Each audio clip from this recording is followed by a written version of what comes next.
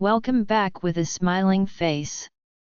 Important note before starting, if you are a fan of audio stories, then our Patreon account is the best platform for you. Join us on Patreon for the best audiobooks ever. Coming Together Book 3. Episode 15. Chapter 46 to 50 of Book 3. I woke to a rap on the door. Kit had left the lights off with the drapes pulled, so it took a moment to get my bearings. When the knock came again, I shot up and looked wildly around. Kit was walking to the door. "Don't," I began. Corey cut me off. "The bad guys aren't going to knock, Maya." Kit looked out the peephole. Then he spun to us. "Don't think of going out the bathroom window," called a vaguely familiar, but muffled voice. "It's covered." "We're just here to talk, Kit," said a woman's voice. "That's what you want, isn't it? To talk?" Something flickered on our side of the door. Moreno appeared. Inside our hotel room. I fell back in surprise. Daniel was on his feet. Derek was already barreling toward Moreno, who reached out and quickly undid the chain, then vanished. The door flew open before Kit could leap forward and relock it. In walked Dr. Inglis, flanked by two men with guns. Real guns. I turned to look toward the bathroom. Moreno said. "Already warned you about that, Miss Maya. But you can go check if you like." Beside me, Chloe was whispering. To Liz, it seemed. From the way Chloe was reassuring her, Liz had been around back when they arrived. An invisible guard is helpful, but not perfect. "Can she scout now?" I whispered. Chloe nodded and told Liz to see what we were up against. Moreno and the others didn't seem to notice. They were too busy convincing everyone not to bother resisting. We knew better than to try as soon as we saw the other two armed men blocking the door. These two had tranquilizer guns. 4 armed guys here and more out back. Plus 2 supernaturals, a witch and a teleporting half-demon. Not odds we could take on. "It's been a long time, Kit," Dr. Inglis said. "You've been busy." "So have you. But I've been more successful in my endeavors. I told you Project Genesis was doomed. The real money was in Phoenix. Genetic tinkering with existing types will never be as valuable as reintroducing extinct types." She pulled a chair from a tiny dinette, sat, and waved for him to take the other one. "So let's talk." "This wasn't the plan." "Because it isn't the plan. Right now, executives from both cabals are hopping onto their jets and flying to Buffalo. I'm beating them to the punch. I had the advantage of knowing exactly where you were. Thanks to Maya. What? I scrambled up. "No. If you're saying I betrayed, we know you didn't," Daniel said, pulling me down. Corey seconded that and said, "She's lying to divide the ranks." "No, Maya did tell me. Unintentionally. When she was at the Vancouver house, I implanted a tracking device. The St. Clouds have been working on an undetectable one ever since last spring, when the Genesis subjects escaped. I used the latest prototype. Apparently, it worked. When I realized you'd joined Kit, I knew I couldn't hold this meeting at the farmhouse. The St. Clouds might notice. So I had an associate tell the Nasts he'd overheard Maya and Rafe talking about finding Kit. I dutifully informed the Nasts that the St. Clouds knew where Kit was. A joint raid was born. I managed to divert attention enough for some of you to escape. Now you're here, out of sight of the cabals, and we can talk. What do you want?" Kit asked. "Not Simon or Derek or Tori or Chloe. That's your main concern, isn't it?" "I'm concerned about all. Very noble. But your focus is on your own children and Chloe. You can have them. In return, I want the Phoenix subjects. Why? She laughed. Didn't I just mention how valuable they are? I can have a dozen buyers lined up in a week. International cabals, independent brokers. Sell us. I said. We're not commodities. Oh, yes, dear. You are. But. Calvin Antone. Your father is desperate. Desperate men are easily fooled, particularly by middle-aged women who play the love-struck fool. He thought he was using me. It was the other way around. I turned on Moreno. And you? He trusted you. Moreno shrugged. I was happy to be his wingman while it seemed to my advantage. Then I got a better offer. It happens. If it's an outside deal, how will I get my kids back? Kit asked. The cabals have them. Chloe's and Derek's heads both whipped Kit's way. You're considering this? Chloe said. I can get them, Dr. Inglis said. We'll take Corey now, as a gesture of good faith from you. Then I will take Daniel for your son and Maya for your daughter. Dad. Derek said. Kit didn't answer him.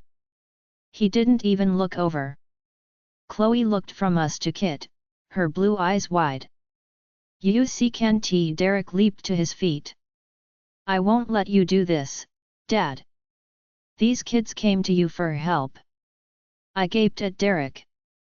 Even Chloe looked confused. I might have known the guy for less than 24 hours, but short of demonic possession, I couldn't imagine him saying that. Derek was a wolf and I knew enough about pack canines to know as he'd shown already that his priority was his family. The welfare of strangers came a very distant second. As he argued, though, Kit looked relieved. Daniel looked at both of them, then jumped up beside Derek. You are not going to trade us for your kids? After everything we've been through? I won't let that happen.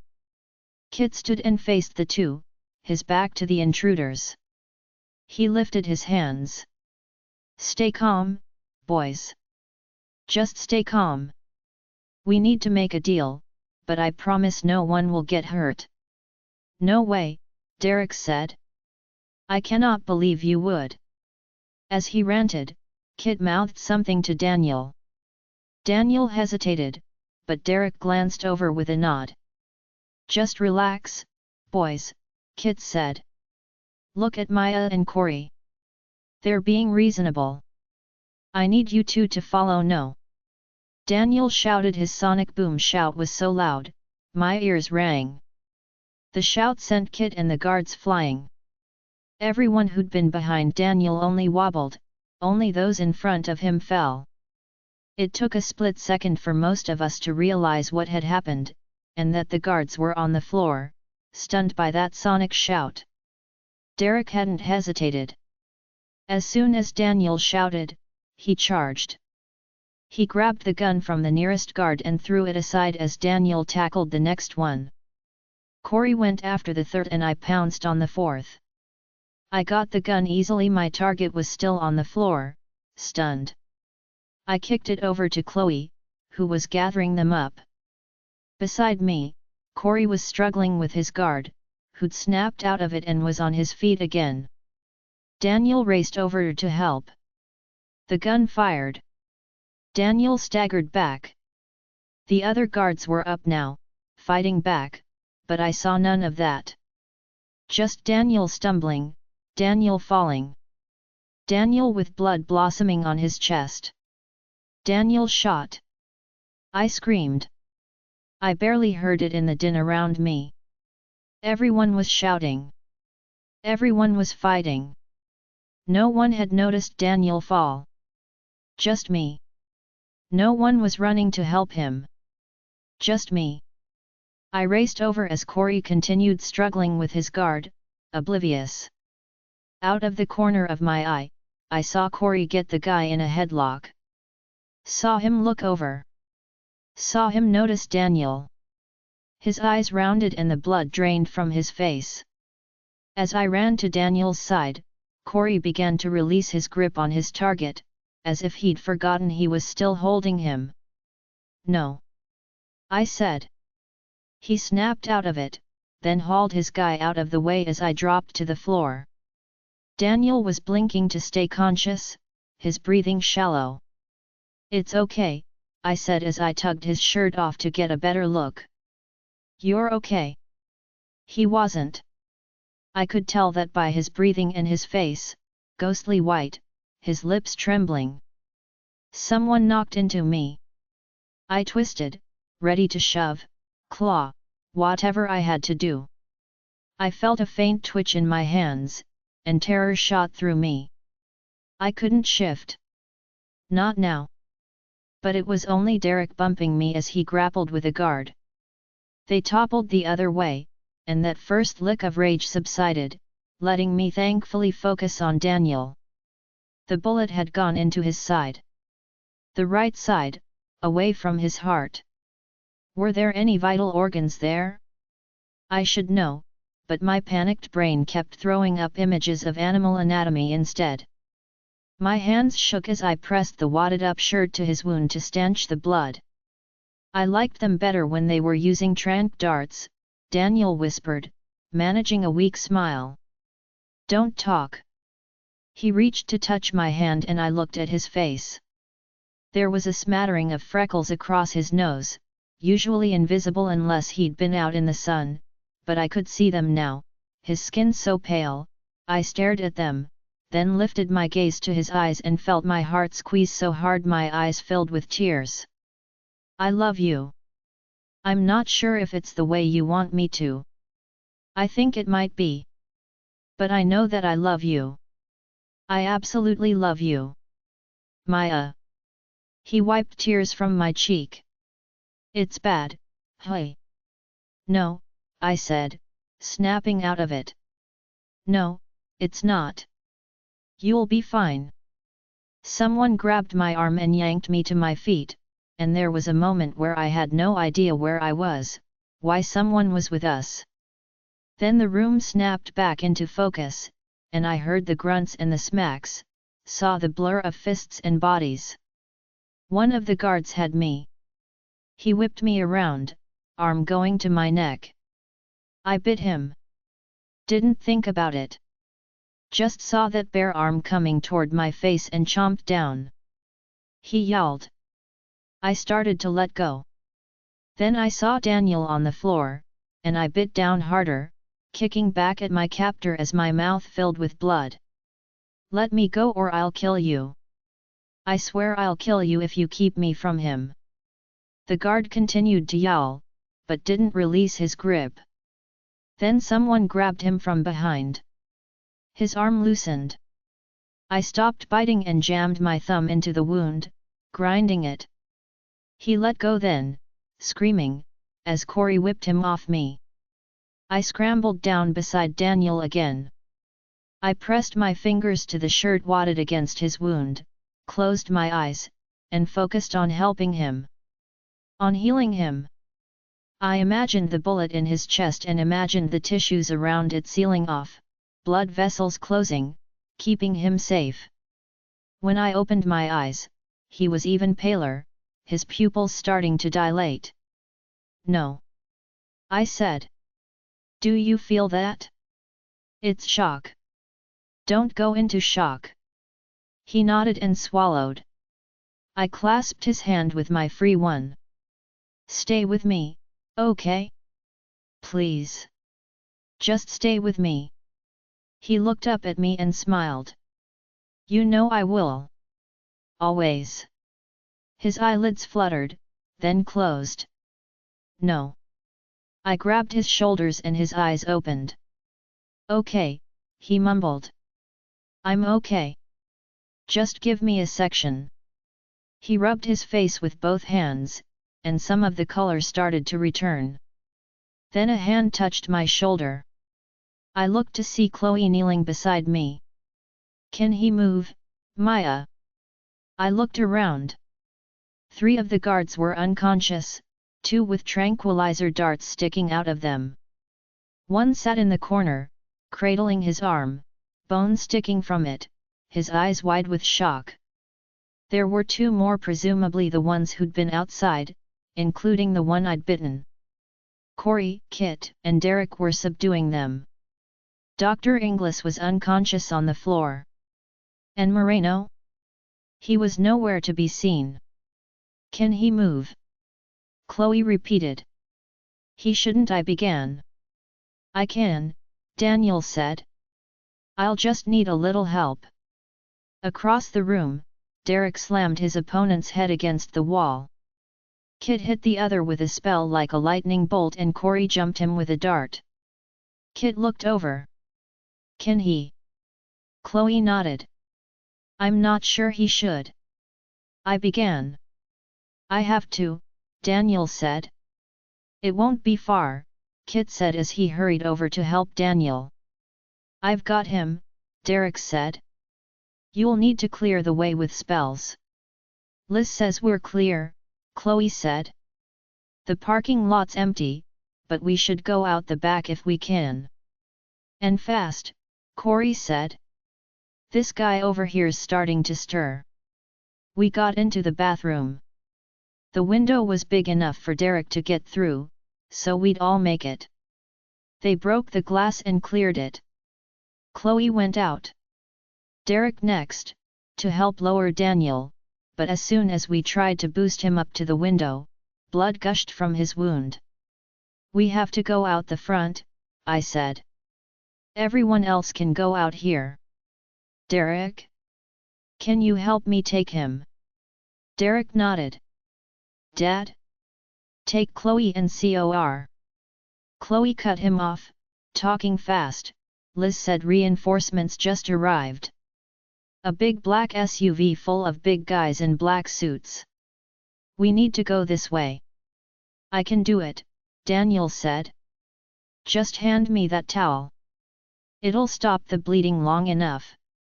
He trailed off as Kit edged past us, through the bathroom door, back into the bedroom. Derek strode after him. One of the guards was stirring.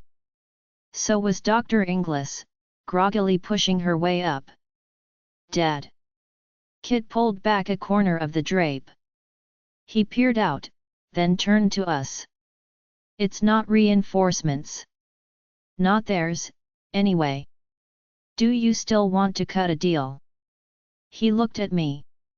I can get us out of here, then we can work on getting my children and your friends back. We can fight. Or we can follow the plan. Fight or surrender. The answer seemed so obvious, didn't it? If we had an ounce of guts, of inner strength, of pride, we should go down fighting. Never stop. Never surrender. Fighting could mean freedom. That had been our goal all along. For the Genesis kids, who'd taken down the Edison group for their freedom.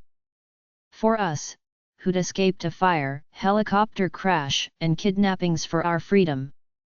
We'd lost friends for that freedom. Friends who were now waiting for us to come back and save them. How could we even consider giving up? Because sometimes fighting wasn't the strong choice or the smart choice. It was just the stubborn, proud choice. We'd decided to negotiate. Just because we'd beaten Drive. Inglis and her goons didn't change the situation.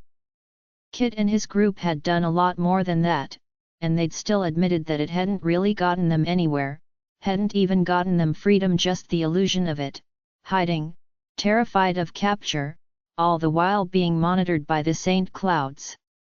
Out in the world, we were mice, not just fleeing the cats on our tails, but hawks and owls and weasels and a host of other predators that were just waiting for the opportunity to swoop in and steal us. We weren't ready to fight back, and we weren't ready to keep ourselves free and enjoy any kind of decent life. We needed to take what the cabals offered, until they made us ready, in spite of themselves. Negotiate, I said. The others agreed. Kit nodded and pulled open the door, said, "Sir," and stepped back. The man didn't look like a sir. He was probably in his late 20s. His blonde hair was pulled back in a small ponytail. His brilliant blue eyes reminded me of Masha's Nast's, but there was no chill in them, just calm. He was dressed in casual pants and a pullover. Guards flanked him, hulking guys bigger than Derek, both wearing shades. Someone strolled past them. A familiar figure. Moreno, just sauntering in, smiling, as if quite pleased with himself. "Looks like your timing was a little off," the young man said to Moreno. Moreno shrugged. "Close enough. They handled it." "Mr. Nast," Kit said to the young man, his chin dipping in a respectful nod. "Sean, please," the young man murmured as he walked into the room, surveying everything. His gaze went straight to Daniel as Derek helped him back into the room. He spun to his guards. "Get a medic in here. Now." Sean Nast. I remembered Antone had been told this would be the man in charge of the operation, not Masha's. Antone had wanted Sean. "Sean," Dr. Inglis said as she pushed to her feet. "This isn't what it looks like. You will call me Mr. Nast." Sean's eyes chilled as they swung her way. "You've attempted to sabotage an operation organized by your employer. That's treason." She staggered forward, bleating excuses. Sean waved for the remaining guard to take her and called others into the room. "Clean this up," he said, waving at the guards on the floor, as if they were pieces of litter. 2 medics came in then and rushed to Daniel. They got him onto a stretcher and took him out. When I tried to follow, the female medic stopped me. "Let her go with you," Sean said. He turned to me with a faint smile. "Maya, isn't it?" "Yes, sir." He nodded and waved for me to follow the medics. Outside, 2 state police cars blocked the motel room entrance. Between them was an ambulance. That startled me. Until I realized the people in them had to be cabal employees, pretending to be real emergency personnel, as they waved away onlookers. Commandeering police cars and ambulances? Now I realized why Antone said we couldn't fight the cabals. I followed the medics to the ambulance and stayed out of their way as they checked Daniel. As I'd hoped, the bullet hadn't done any serious damage, but they did need to get him to a hospital for a better look and possible surgery. They had a clinic in Philadelphia, a special medical clinic for supernaturals, staffed by supernaturals. He'd go there by private jet. I'd accompany him and the others would follow. 47. Moreno was assigned as our security detail. Sean Nast came in the jet with us, so he could arrive in advance of the others. On the way he explained what had happened. Part of Antone's plan had been contacting Sean and getting him involved. At the same time, Moreno had gained Dr. Inglis's trust enough for her to tell him of her plan after the farmhouse raid. He'd then told Antone, who'd gone straight to Sean. They hadn't been able to arrive before Dr. Inglis launched her attack, but they'd been on their way. "It would have been nice if you found a way to tell us rescue was coming," I said to Moreno when Sean paused to take a call. "Or helped out during the fight." He only arched his brows, as if the suggestion was preposterous. "After all we've been through, you should have trusted me," he said. I snorted a laugh at that. "Yeah, because you're such a trustworthy guy." "Oh, I am, for the right people, under the right circumstances. It's a flexible concept. Don't expect me to forget you tried to shoot me, with a real gun. Because you looked like a mountain lion, attacking your daddy, who is one of those right people. I'm a fine shot. I wouldn't have hit you if I didn't need to, and if I did I'd have only winged you. If you're hoping for an apology, Miss Maya, you won't get it. Pull that stunt again, and I'll pull my gun again. And maybe this time, I'll hit you. I glowered at him. He smiled. We got to the clinic and Daniel went in for surgery. He was stable and there was no risk. Or no more than the usual risk that comes with any surgery, but I tried not to think of that. There was a Cabal satellite office next door to the clinic. That's where Sean took me after Daniel had been prepped for surgery. They'd cleared out the employees for our negotiation meeting, and when we walked in it was eerily silent. Then I heard the quick march of footsteps. Antone rounded a corner. He saw me, picked up his pace, and caught me up in an embrace. I didn't return the hug, but didn't push him away, either. When I heard more footsteps, I looked up to see Rafe, stepping from a room. He was grinning, with Ash and Corey behind him. Antone waved them back.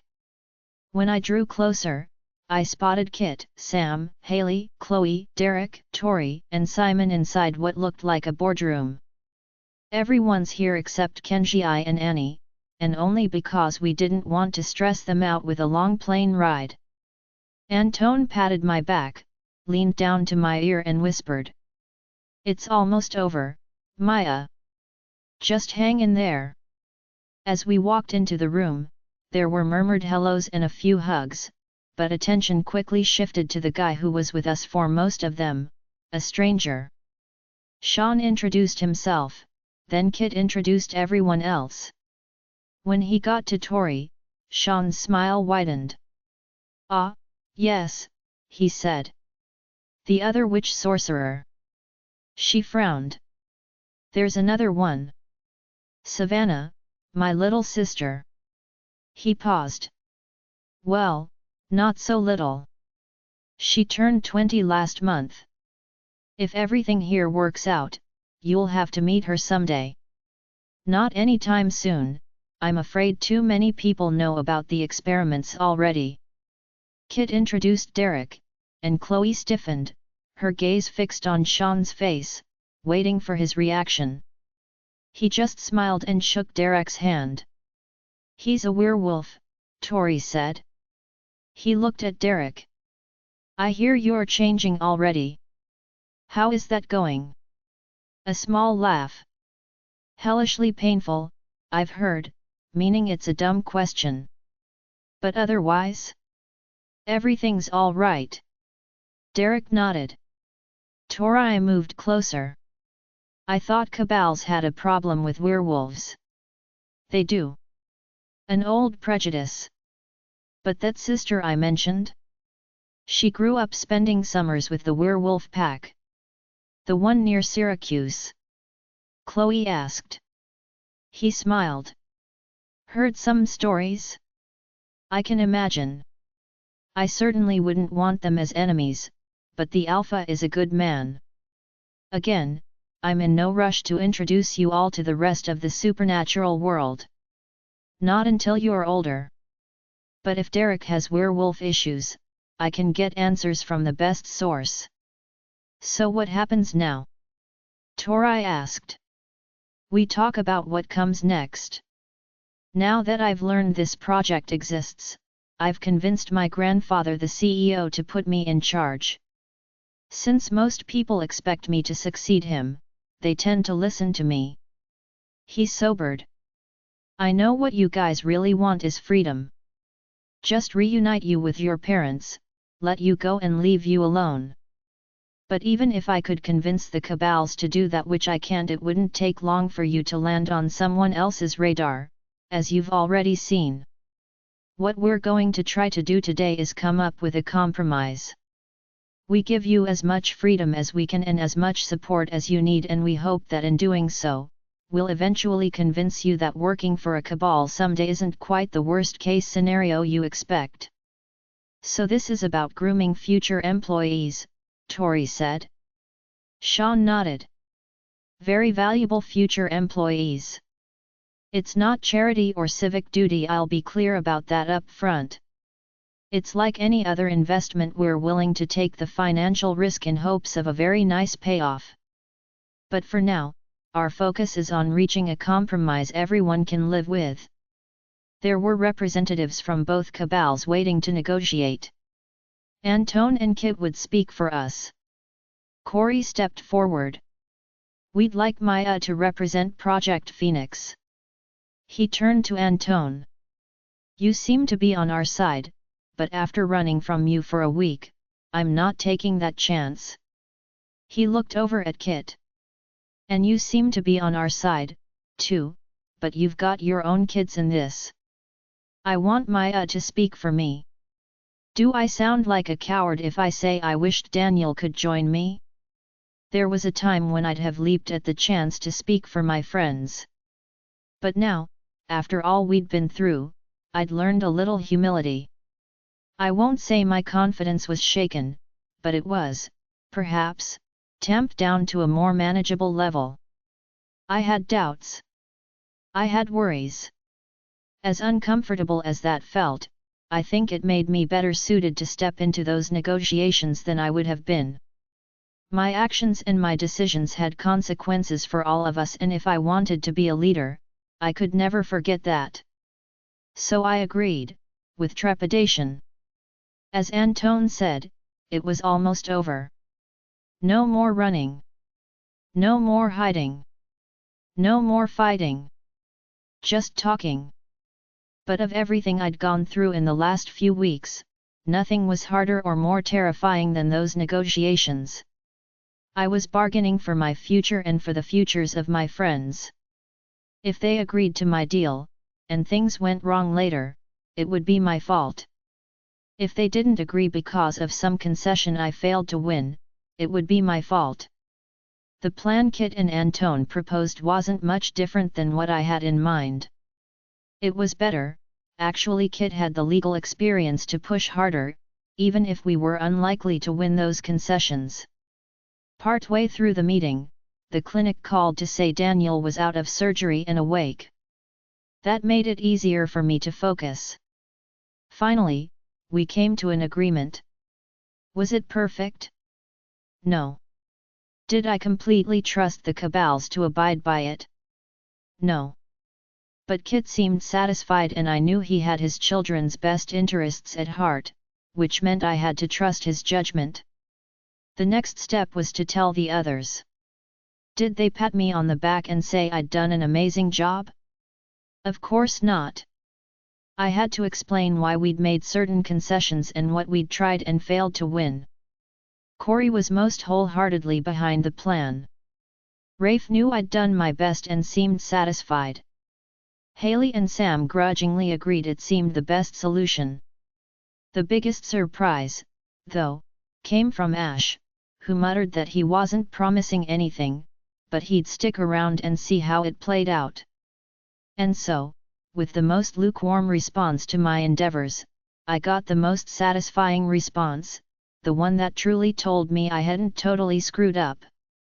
My brother would stay. They took me to Daniel next.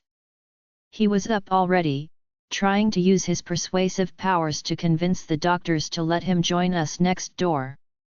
As soon as I heard his voice, my heart jumped and I wanted to break into a run, like I had in the park when I'd seen him by the fire. I'd told myself then that I was just so happy and relieved to see he was okay, and of course that was part of it, but there was more. I always felt something when I saw him, whether we'd been apart for days or hours. My heart jumped and my pulse quickened and I felt myself grinning, the very sound of his voice making me happy and relaxed and centered in a way nothing else did. It was like the universe clicked into place when Daniel was there. It always had. I stood there, outside the door where he couldn't see me, and I tried to look at him. I could see him just fine, but I didn't mean that. I meant look at him. As a guy. As soon as I tried, though, it was like my brain threw up a barrier. Off limits. Taboo. I wasn't supposed to look at him that way, because he was Serena's, and even now, a year after her death, I'd kept thinking that, kept feeling that. It had made things easier. Do not look at him like that, because if you do, you'll have to face things you're not ready to face, things you've been feeling since he really was Serena's. I've said that I let Serena win that game 2 years ago because I didn't feel that way about Daniel. That wasn't true. I let her win because I'd been starting to feel that way about Daniel, starting to watch him in the boxing ring, watch him stripping off his shirt and pants to swim with us, and I'd been feeling things I wasn't ready to feel. It was all too confusing and embarrassing. So I let Serena win, and then he was hers, and I would never look at my best friend's guy that way, so the problem was solved. Except it wasn't. Not really. I just took what I was feeling and relabeled it as simple friendship. A really close friendship that no one was allowed to interfere with, not even a guy I genuinely liked. So where did that leave me? The same place I was 2 years ago. Confused. Because now there was Rafe, and he wasn't just a substitute or a distraction. Daniel noticed me then, and when he did, he broke into a grin. I froze there a second, before he called, "You coming in?" and I did. I went in and told him about the deal I'd brokered with the cabals. When I finished, he caught my hand and pulled me closer. "You okay? I'm not the one who got shot." "Yes, but I think you might have had the harder ordeal. I know that wasn't easy and I wish I could have been there, but obviously I didn't need to be." "You did great. Better than great." He pulled me into a hug. "You did perfect." "This looks familiar," I said as I looked around the helicopter, seated behind the pilot, Daniel beside me. "Except this time, I'm not unconscious on the floor," Rafe said from my other side. "Just keep your seatbelt on," Daniel said. "Until this bullet wound heals, I'm in no shape to hang outside helicopter doors." "How many times are you planning to mention that bullet wound?" Corey called from the seat behind us. I think this is the first time I brought it up." "Well, stop." He shook his head. "Big hero." He looked around. "Does anyone else think that putting us on a helicopter really doesn't send the right message of peace? Which is why they said we could wait for the private jet to come back from Vancouver." It was true they'd fully understood that we might not want to climb into a helicopter after that fateful flight from Salmon Creek. But everyone was tired of waiting. So we'd agreed to the helicopters, 2 of them. We tried to stay calm during the flight, but everyone was anxious. Excited and not sure we dared to be excited. The flight landed on schedule, at the airport they'd promised. Then we had to go through customs. "Canada," Ash said. "You didn't say it was in Canada." I said Ontario. "I thought you meant Ontario, California." "Seriously?" Tori said, rolling her eyes. "A helicopter to California? You may be hot, but your sister clearly inherited all the brains in the family." "Did she call me hot?" Ash whispered to me, looking more annoyed than he ever did when someone called him a jerk. "She hasn't been on a date in 6 months, Derek rumbled behind us. "No offense, but as long as you aren't related to her, you're fair game," even Tori spun on him. "I didn't know." Wait a sec, Corey said. "So Ash is hot and I'm seriously cute? Is there a difference?" "Yes," Haley said, and propelled him through the line. 48. The vans took us deep into the wilderness outside of Algonquin Park. As I stared out at the forest, I started to relax and started to think maybe, just maybe, this would all be okay. We'd been getting updates through Sean on the fallout from everything. Dr. Inglis was in Cabal custody. Annie was still being treated, but they were bringing her out to join us tomorrow. Nicole was also undergoing treatment, but we had been assured that no matter how much progress she made, she'd never rejoin our group. As for my own regression issues, Antone said we could look at those right away. Before Annie arrived with Kenji, there were others coming. Very important others. Our families. When I'd won this concession from the cabals, there had been strings attached. Our parents could never know that the people who'd arranged this happy reunion were actually the ones responsible for the separation. There was no way to explain that, especially to my parents, still reeling at the news that not only did supernaturals exist, but their daughter was one of them. Which parents had always known their kids were part of an experiment? The Morises and the Tilsons. That's why the Tilsons got custody of Sam. The St. Clouds had asked them to take her in with the false story that she was their niece. Chief Carling hadn't known, her husband was the one who'd agreed to take part in the experiment and moved them to Salmon Creek.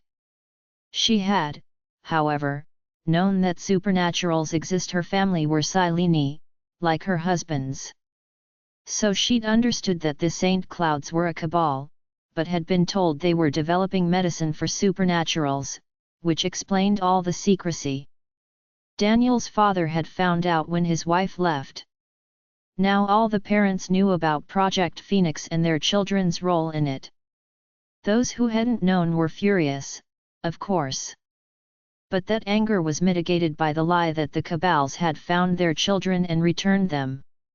The fire, they said, had been set by a rival group, who'd stolen us and faked the crash, complete with DNA. But the Nasts figured it out, tracked them down, and rescued us. So they were the heroes in this story, and now, to make up for everything we'd been through, they were going to give us a new town and everything we needed to be happy, healthy teen supernaturals. Did it make sense? I don't know. I think our parents were just too happy right now to question it.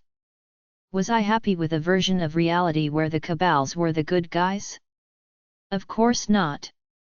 Would I always be able to keep the truth from my parents? Probably not. But as much as the lies hurt, I knew this was best, for now. The van continued through the forest. We went from a two-lane highway to a narrow paved road to a dirt lane to something that was little more than tracks heading into the brush. Then, without warning, it opened up into what looked like an overgrown parking lot. A half-dozen trucks and vans were already there. Cleaning and repair crews, Sean said. Making the place ready for our arrival. The place seemed to be a two-story wood building, but when we got out, Sean led us around it and we found ourselves at the edge of a lake circled by wooden cabins. Everyone spread out, walking to the lake or perching on the picnic tables. For now, you'll live in the cabins, Sean explained. We'll get them cleaned up, of course, but we'll have construction crews here tomorrow. They'll tear down some cabins and begin building houses. Ontario winters aren't as kind as British Columbia's, but we're hoping to get the homes done before Christmas. While the cabals envisioned a new Salmon Creek here, they were starting with just us. If other kids came into their powers, they'd be moved here, and the necessary facilities, shops, clinic, school would grow. Was it a camp? Daniel asked. Sean nodded. A naturist camp. Maya will feel right at home, Corey said from his spot on a wooden lawn chair. Daniel sputtered a laugh and Sean tried to hide his. Naturist, not naturalist, I said. It means nudist. Corey leaped up and spun. You mean old, naked butts sat on these chairs? It's been a few years, Sean said. There's not nearly as much call for those camps these days, which is why we got this one at a reasonable price. The naturists liked privacy, so it's not easy to get here, as you saw. So the Nasts bought it. Just like that. I remembered Drive Inglis saying they'd already been planning a new salmon creek, which was probably this place, but still I was stunned by how fast they'd moved. We agreed to their terms, and less than a day later we're seeing the genesis of our new town. What do you think? Rafe asked as I wandered toward the woods. It's not quite like your forest, but see those trees? Deciduous. You know what that means. I grinned over at him. Easier climbing. Custom made for big cats. He returned my grin, and when I looked into his eyes, my heart fluttered. I cared about him. I really did. I'd forgiven him for telling me about Daniel. He'd been under a lot of stress and I'd been too quick to blame him. To judge him. It was a lesson I was learning, but change came slowly. When I looked at him, grinning at me, amber eyes dancing, my own stress evaporated for a moment and I wanted to grab his hand and run into the woods. And kiss him. Yes, I wanted to kiss him. Whatever I'd felt before, I still felt. And yet, I didn't look over at Daniel, standing by the water's edge. I wouldn't do that to Rafe. But I was still thinking about him. Still confused. Rafe leaned in and whispered it's okay, and I was transported back to that horrible moment when he'd fallen from the helicopter, those same words, the last ones he said to me. It's okay. The same tone. The same wistful look. I wanted to throw my arms around his neck. Instead I stood there, feeling a tear creep down my cheek. None of that today, he said, reaching out to wipe it away. Today we rest. Put everything else aside and rest.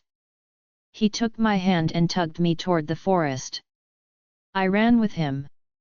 We'd only gone a few steps when tires crunched on the parking lot gravel and I stopped. Rafe leaned in again and whispered, I think you'll want to go see who that is. I did throw my arms around his neck then. I hugged him and gave him a quick kiss, then I raced off toward the parking lot. Corey was running, too.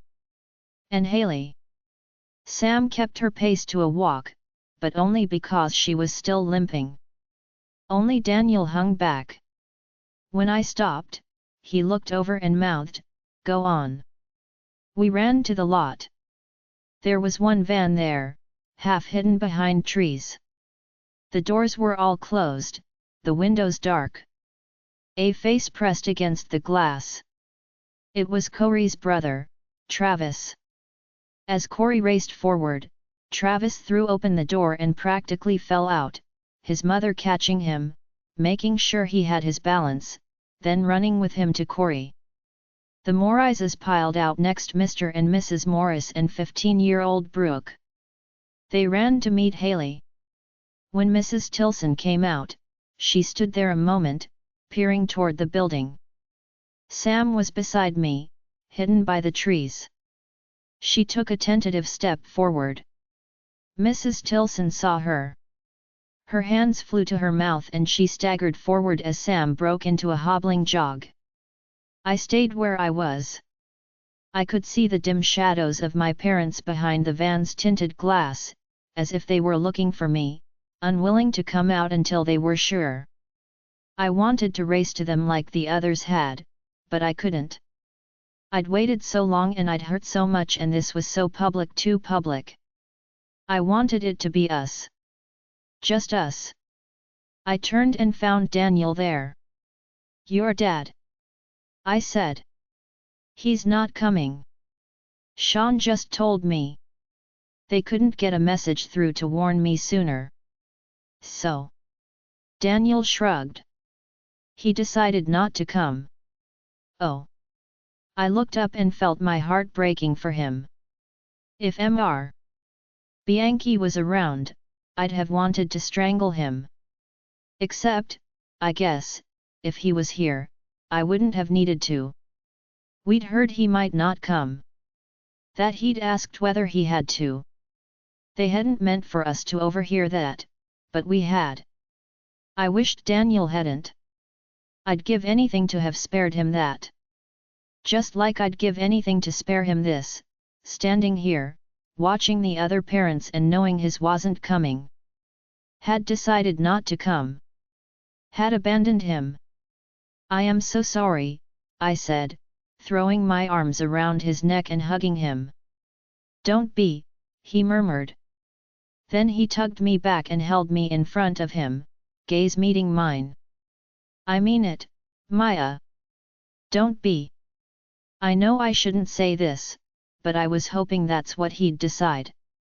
As much as I want to go back to what we had, I don't want to go back to that. My brothers will find out soon. They'll come, at least for a visit. I nodded. I know.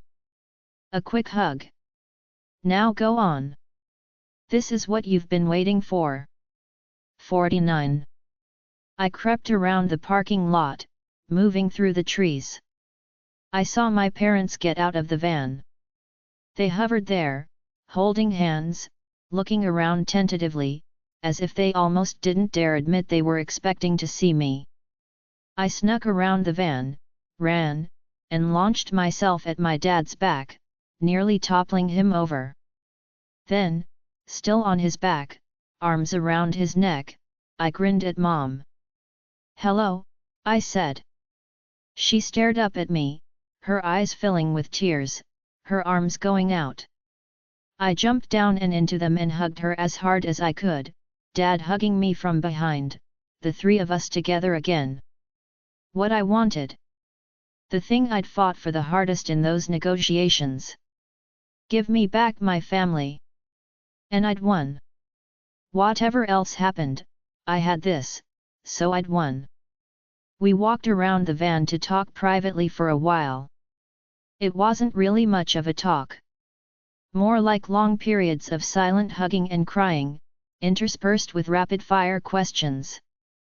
When we finished hugging and crying our hearts out, I dried my eyes and said, "There's someone I'd like you to meet." And I took them to Ash. The next step for settling in was figuring out who'd live where. Obviously I'd stay with my parents, Corey with his mom, Haley with her family. But what about the rest? The teens were given options pending any changes when the houses were complete.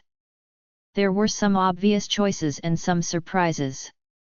Annie and Rafe were getting their own cabin. Sam decided to stay with Mrs. Tilson, even if she now knew she wasn't really her aunt. Tori opted out of staying with Kit, Simon, and Derek and instead wanted to stick with Lauren and Chloe. Both my parents and Chief Carling were quick to offer Daniel a new home. He considered, then took me aside and said, "I'm going with Corey. I think that's best." "Okay," I said, heart hammering. "Is something wrong? You've stayed with us plenty of times and you know my parents would love to have you." "I would, too." "Would you really? Me there, day in, day out? It sounds cool, but..." He met my gaze. "I want to be your friend, Maya. Not your brother." His eyes bore into mine, as if searching for something. "Is that what you want? A brother?" "No," the answer came automatically. I didn't want that. Had never thought of him like that. He was right, in ways he didn't even know if I was still working through what I felt for him, living together wouldn't be the right move. "I already have a brother," I said, managing a smile. "And he's quite enough to deal with." Speaking of Ash, that was the next matter of discussion. Antone was staying on site as our Cabal liaison and he wanted Ash to come live with him. My parents knew who Antone really was, and I'm not sure how they felt about that.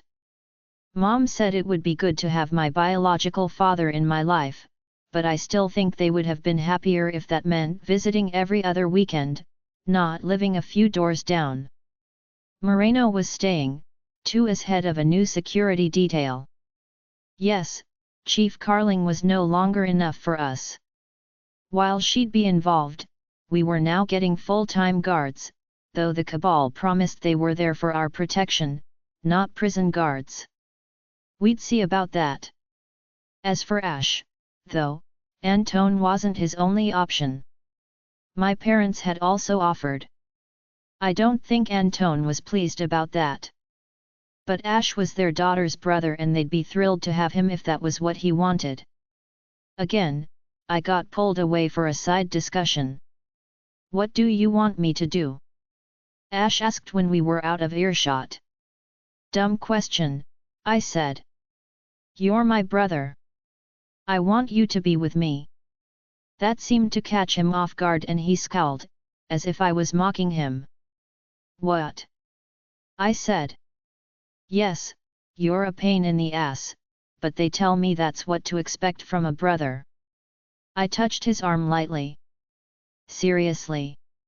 I know Calvin really wants you and I feel bad for him, losing us, but if you're asking my honest opinion, I'm going to be selfish and say stay with us. You think they mean it? Your parents? Or are they just being nice? Oh, they're never nice. You'll figure that out if you come live with us. I paused, sobering as I let him think it over. You can always change your mind if it doesn't work out. Calvin would be happy to take you at any point. He met my gaze. You can change your mind, too. None of that polite Canadian crap. If it doesn't work, say so. I'll respect you more for that than if you grit your teeth and put up with me. Understood.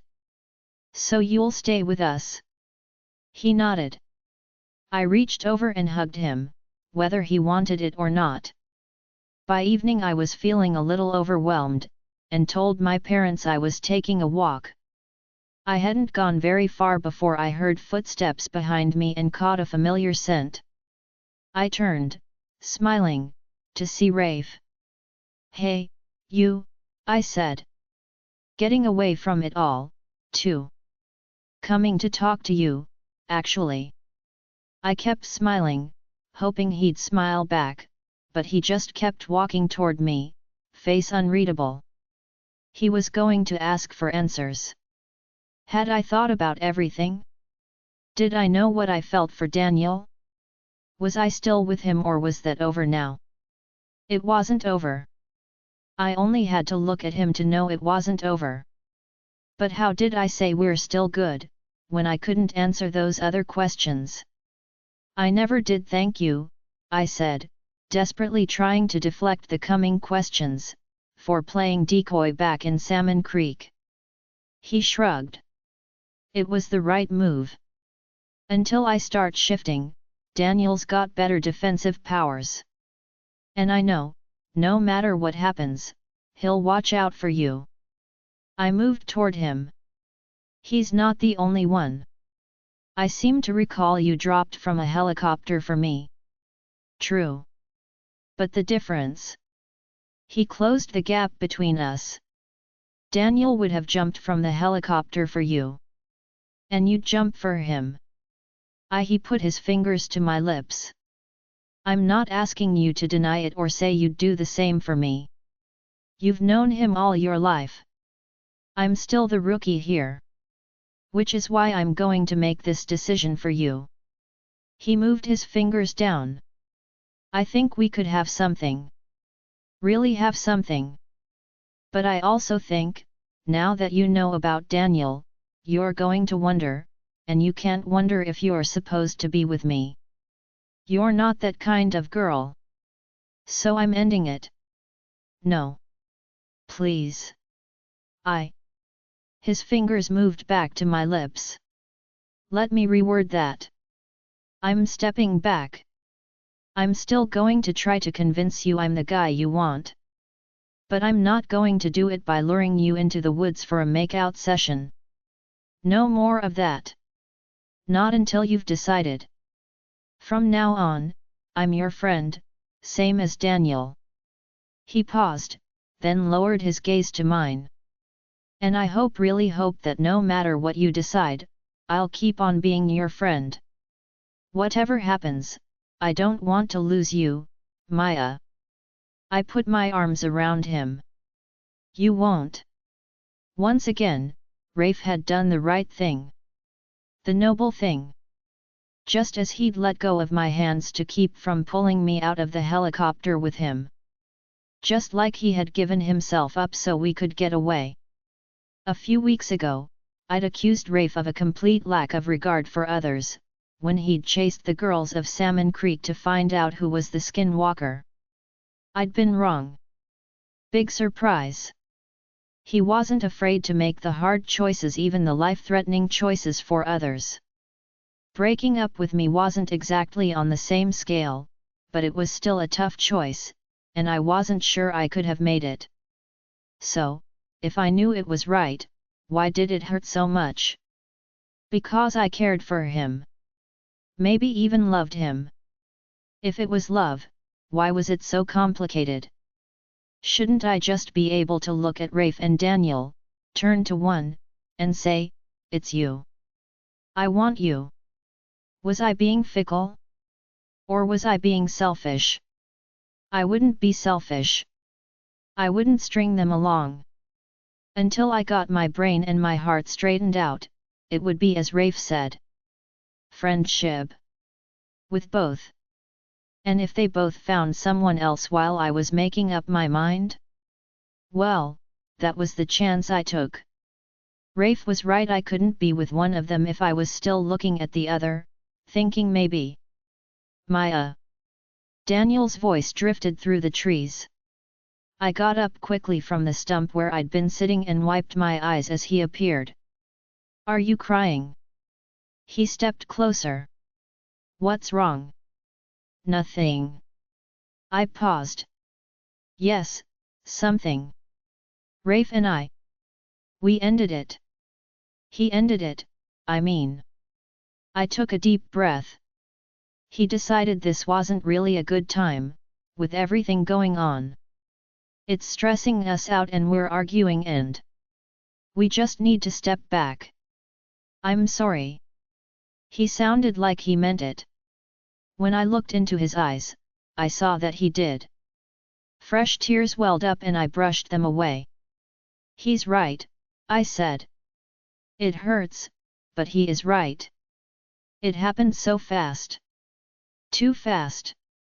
It just got complicated. We need to slow down and get to know each other better. He nodded. Okay, well. I'd leave you alone, but I suspect you'd rather be distracted. I managed a smile. You know me well. He looked around. We have a whole forest to explore. My smile widened a little. We do.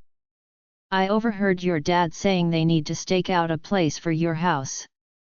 Away from the town, since he'll be in charge of the forest again. You guys will pick a place and your mom will design the house again. Kenji, I will come tomorrow and... Did I hear Fitz is coming, too? I nodded. The people at the Wildlife Rehab Center think that's best. Apparently, although he treats us like his personal servants, he's lonely there, and they don't see any hope of reintroducing him to the wild. He's used to you guys.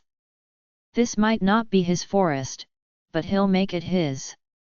And so will you. I looked around. It was nothing like the temperate rainforest at home. It looked different. Smelled different.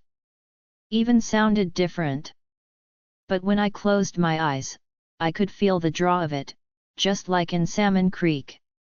Daniel was right. It would be my forest someday. What do you say we start looking for a building spot? He said. Dad will want to pick one. Right. And do you really think if you say I want my home here, he'll ignore you? Face it, Maya, you're spoiled. I smiled. So come on, he said, backing up. Let's go find the perfect spot. We aren't supposed to go out of shouting distance. So if we did, that would be wrong. Irresponsible. immature. It would. Well, I think we've earned it. He started backing up. Race you? To where? His smile broke into a grin, blue eyes glittering in the twilight. Anywhere. He turned and ran. I laughed and ran after him. Epilogue. 8 months later. When Ash entered the kitchen, I noticed. He didn't make a sound as he crept in. Maybe I caught his scent, but I still wasn't good at distinguishing that. I just knew he was there. And I knew why he was there.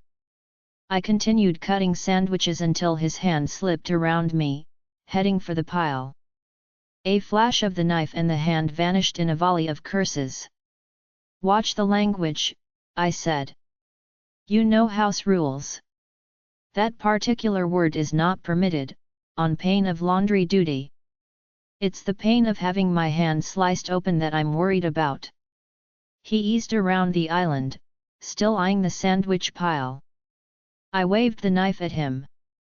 Wait 2 minutes and you can make your own.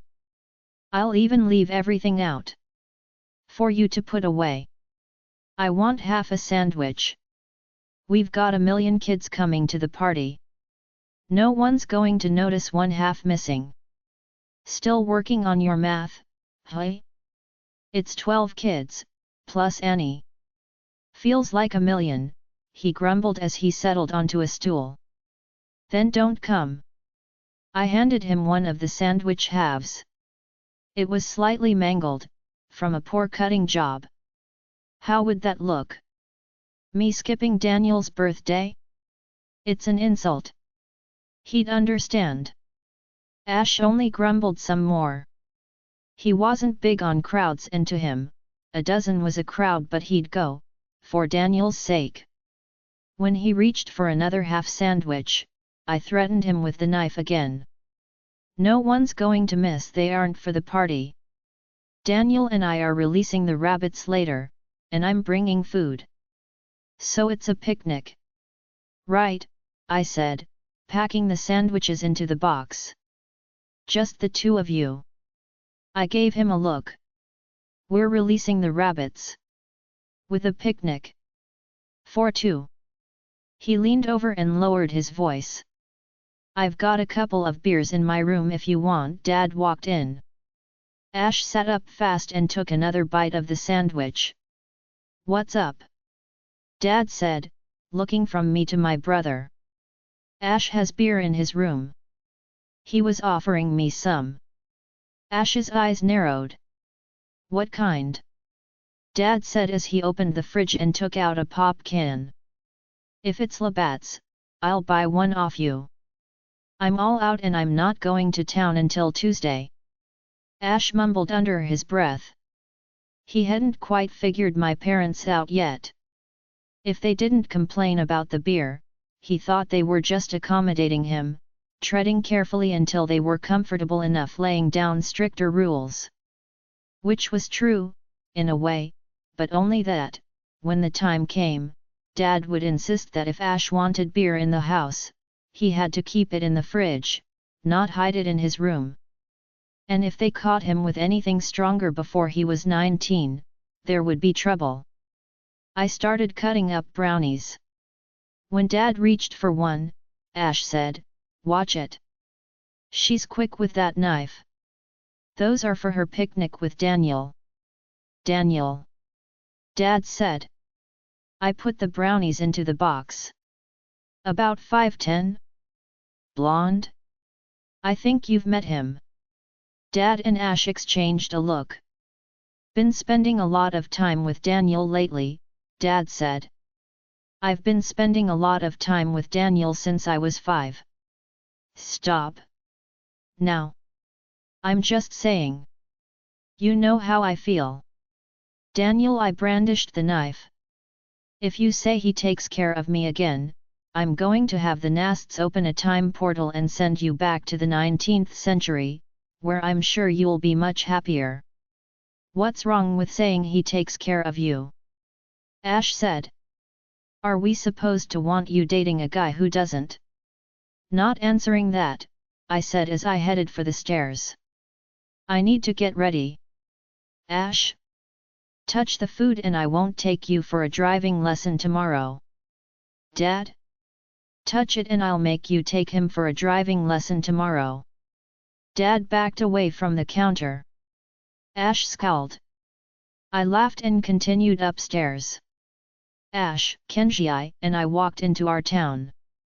Badger Lake was the name of it, imaginatively named after, well, the lake in the middle, which was really more the size of a large pond, but no one was getting technical. It was a Saturday, but construction crews were hard at work, as they had been since the frost broke. Everyone who'd come to Badger Lake with us had a house now, and several of the community buildings were done. More houses were going up, for families who'd moved into trailers or were coming soon. Town support personnel, mainly.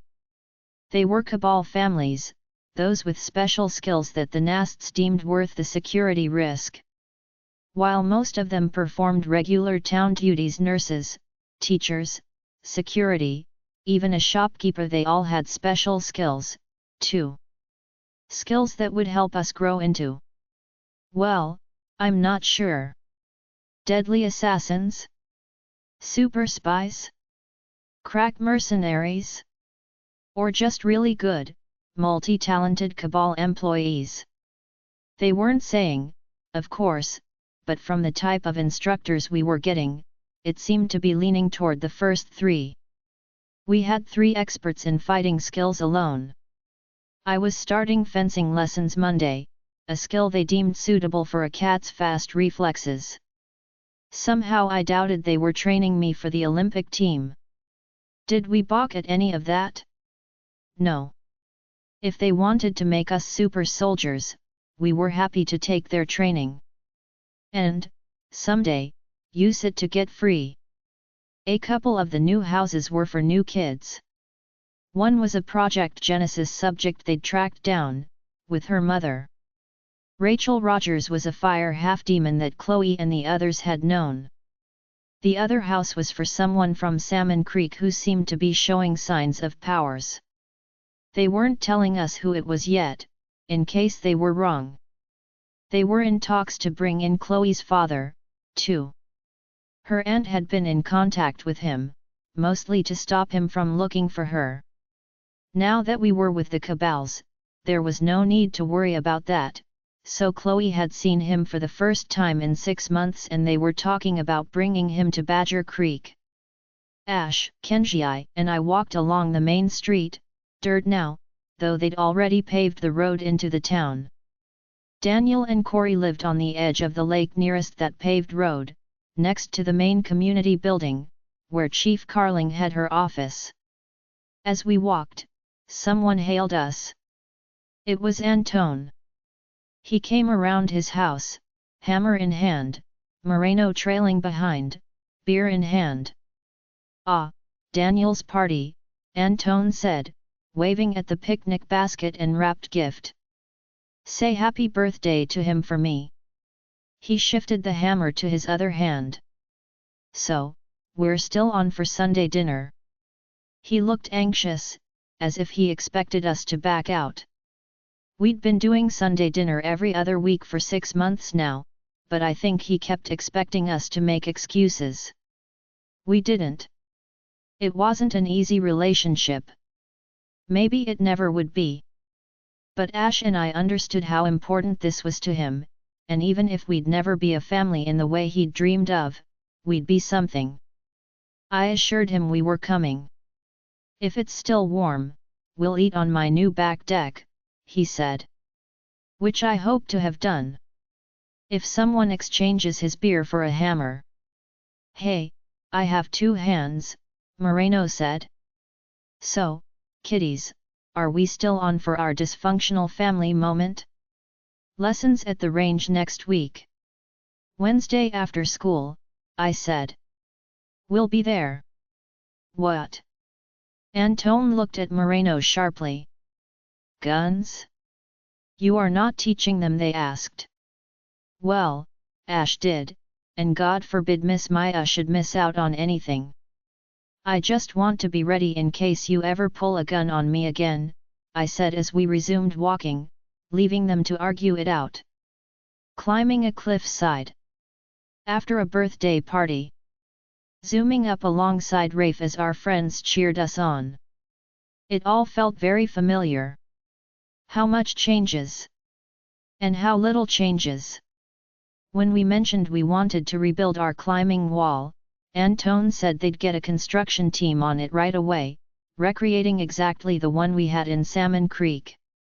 Which was more than a little creepy, really. So we insisted on doing it ourselves. I'd noticed footprints in the soft earth between our building sessions, telling me they were coming out to check our work and make sure it was safe, but they said nothing, just left us to it. Which was, so far, Sean's approach to us in general. He'd supply whatever we needed and he'd happily do things for us, but he seemed even more pleased if we did them ourselves. They wanted independent-minded, self-directed, capable young adults. And that's what we planned to be. So now I was throwing a 17th birthday party for Daniel, just like he'd thrown my 16th one for me. And we were in another forest, climbing another wall. Rafe was beside me, for the final race, and as we climbed, it was just like the first time, me looking over, seeing his grin, feeling him there, swearing I could hear the pounding of his heart, spurring me on. The same.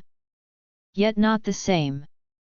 Something had changed between us in the last 8 months. I'm not sure when it started. There seemed to be no start. Just a gradual change. I looked over and I saw him and his grin made my heart beat faster, but it was a different kind of beating. It was adrenaline and excitement and happiness. Nothing more. Maybe that's all it had ever been. Maybe I'd misinterpreted.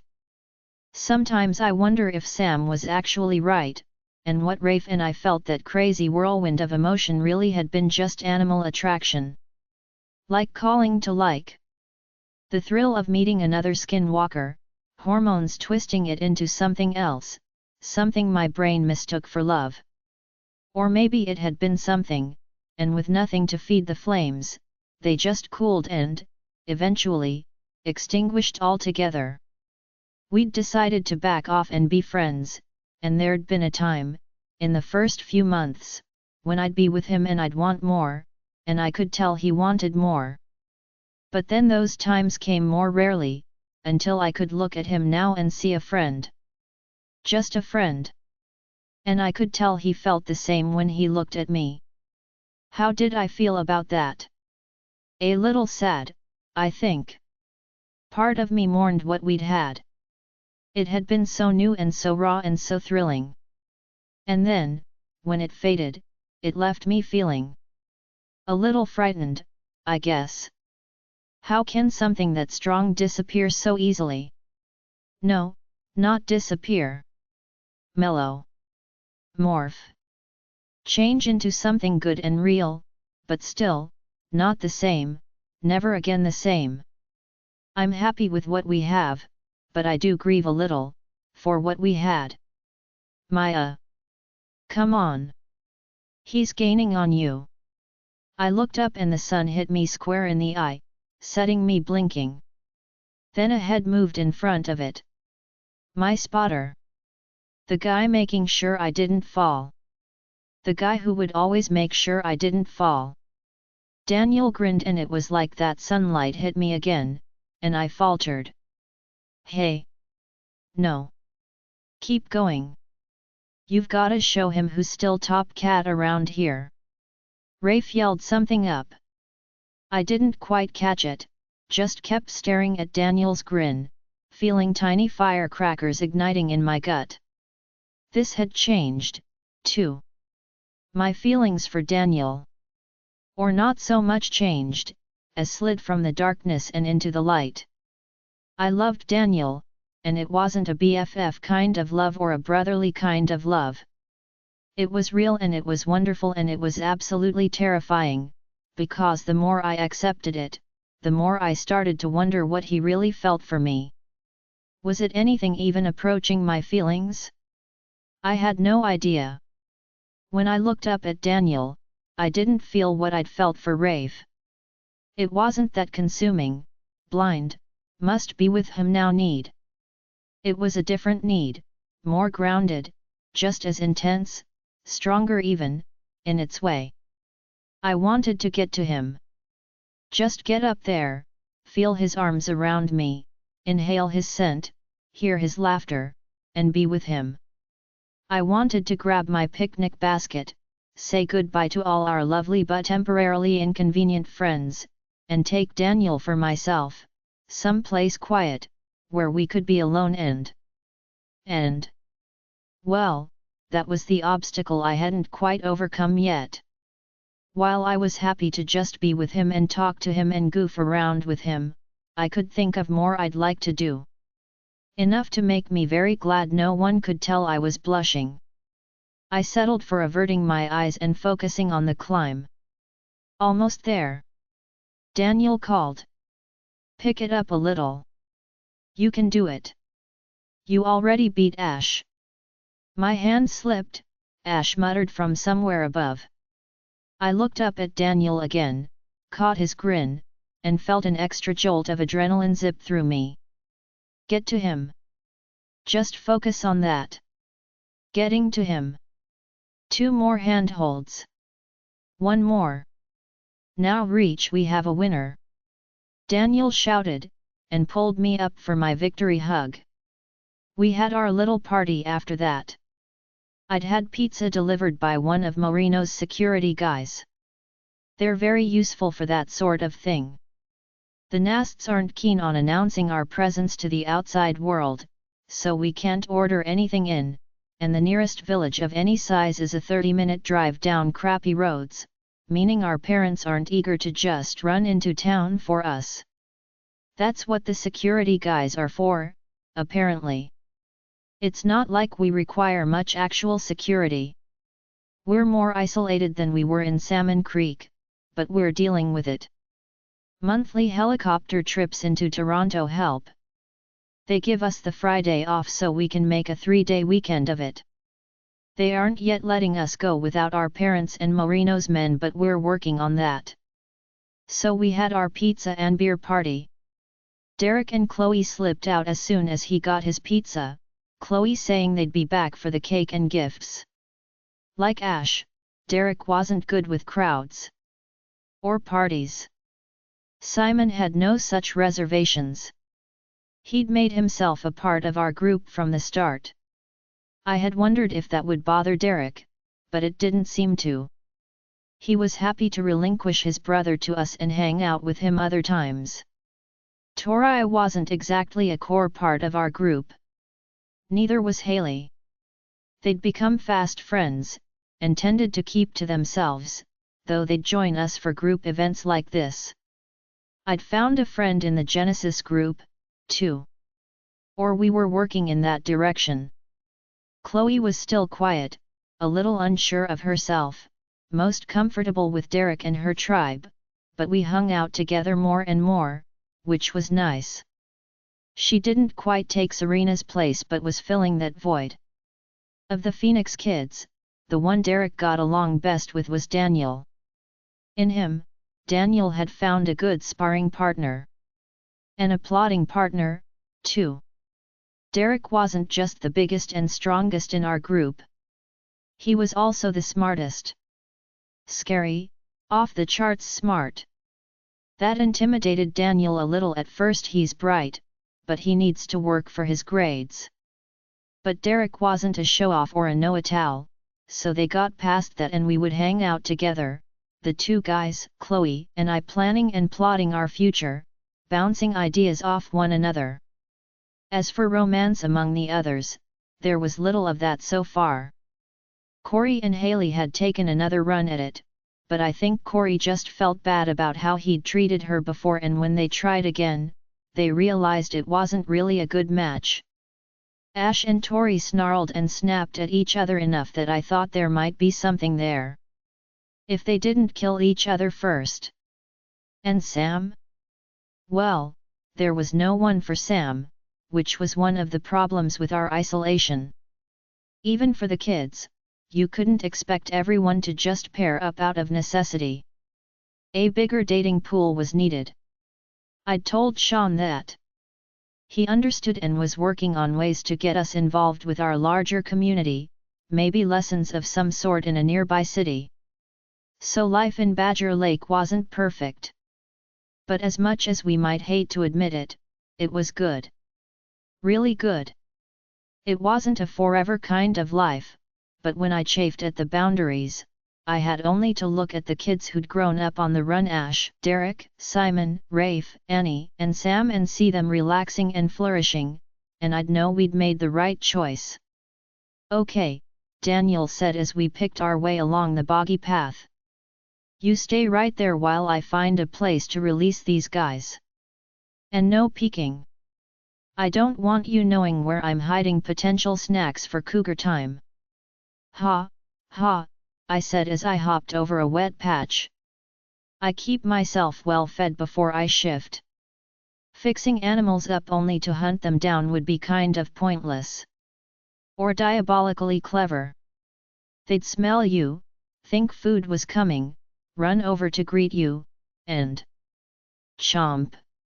I made a face at him. It's Ash we need to worry about. Ever since he started shifting, I've noticed him gazing longingly at the animal shed. I've told Dad we need pick-proof locks.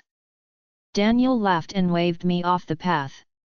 We'd left Kenji behind. Fitz was out here, somewhere, but he knew to keep away when I had prey animals or he'd find himself locked in the shed. We continued to a drier spot, over by the cliff. I found a deadfall and we opened the box. The rabbits orphaned by a mama bunny killing hawk made their way out.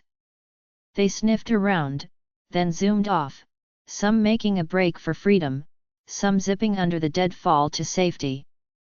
You're welcome. I called after them, then muttered, ingrates. Daniel laughed. Good prep for having kids, I bet. He glanced over. Back to the subject of snacks, did I hear that there's food in that basket? Yes. For those of us who didn't eat 5 slices of pizza and 2 pieces of cake. I'm in training. You're always in training. That's why I'm always eating. We kept talking as we continued on a little, closer to the cliff, looking until we found just the right picnic spot. Then I set out the blanket and we ate. We talked more, mostly about issues we were working on with our powers. Drive. Fellows Lauren had been monitoring me over the winter and concluded, after consultation with others' doctors, that my rage attacks were indeed a form of regression. She'd been treating me, like they'd treated Annie, but I'd asked for fewer drugs and more training to learn to control it. That seemed to be working. Daniel was dealing with some anger management side effects of his own. In his case, it wasn't misplaced rage, but a disproportional reaction to a threat. Like a bull seeing red. Sam was experiencing the same side effect, and probably had been for longer.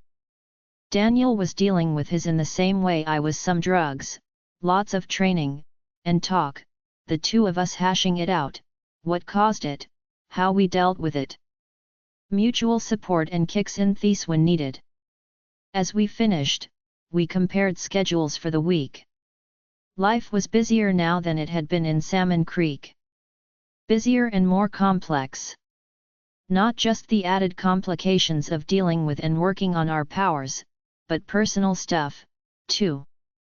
I had Ash and Antone to factor into my life.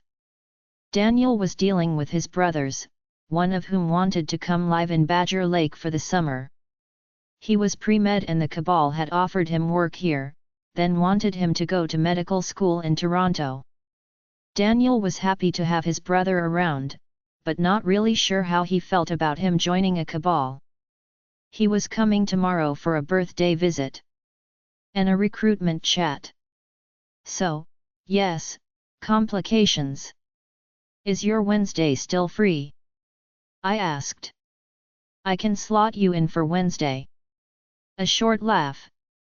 Yeah, it's starting to feel like that, isn't it? Yes, keep Wednesday night free and we'll hang out. Also, don't forget we're driving into the city Saturday. Just the two of us. Not a word of it to the others until we're 5 kilometers away. Trust me, I know better. Mention field trip and we'll be stacking them into your truck like cordwood. Yes, Daniel had a truck. No, it wasn't his old, falling apart one. It wasn't brand new, but the Nasts diligently rewarded responsibility. Daniel could be trusted not to take off at midnight and go partying in the next town, so Daniel got his own truck. Corey had a bicycle. Do we have plans for this trip to town? I asked. Lunch and a movie, I thought. Maybe dinner, too, if your folks are okay with you coming back late. Ooh, that almost sounds like a date. Spots of color flushed his cheeks and he forced a laugh. Yeah. I reached for a brownie and asked, as nonchalantly as I could manage, and what if I wanted it to be a date? What? I steeled myself, struggling to calm my racing heart, and forced my gaze to his. What if I wanted it to be a date? He tried for a laugh, but didn't quite find it, then rubbed at his mouth, his gaze dipping from mine. He cleared his throat and unfolded his legs, shifting position. Then he looked at me again, his gaze wary, guarded. Is that a no? I said. No. I mean. He struggled for the smile again. I'm just waiting for the punch line. Something about making it a date so I need to pay. Or you expecting flowers? Or. He trailed off. There isn't a punch line, I said. I rose onto my knees and inched over, in front of him. Then I stopped about a foot away. No punch line, Daniel, I said. I'm asking if you'll go out with me. He didn't answer. Just reached out, his hand sliding between my hair and face, pulling me toward him and he kissed me. His lips touched mine, tentatively, still unsure, and I eased closer, my arms going around his neck. He kissed me for real then, a long kiss that I felt in the bottom of my soul, a click, a connection, some deep part of me saying, yes, this is it. Even when the kiss broke off, it didn't end. It was like coming to the surface for a quick gasp of air, then plunging back down again, finding that sweet spot again, and holding on to it for as long as we could. Finally it tapered off, and we were lying on the picnic blanket, side by side, his hand on my hip, kissing slower now, with more breaks for air, until I said, we should have done that sooner. He smiled, a lazy half smile, and he just looked at me for a moment, our gazes locked, lying there in drowsy happiness, before he said, I think now's just fine. And he kissed me again, slower and softer now, as we rested there, eyes half closed. So, about Saturday, did you ask me? He said after a minute. Because I'm pretty sure that means you're paying. Nope. You were imagining it. Considering how you eat, the meal bill is all yours. But I will spring for the movie. And bring you flowers. He chuckled. Will you? Yep, a dozen pink roses, which you'll have to carry all night or risk offending me. And what happens if I offend you? You don't get any more of this. I leaned in and kissed him again. And we stayed out there, on the blanket, as the sun fell, talking mostly, just being together. We had a long road ahead of us, and I knew it wasn't going to be easy. But I had everything I wanted, everything I needed, and I'd get through it just fine. We all would.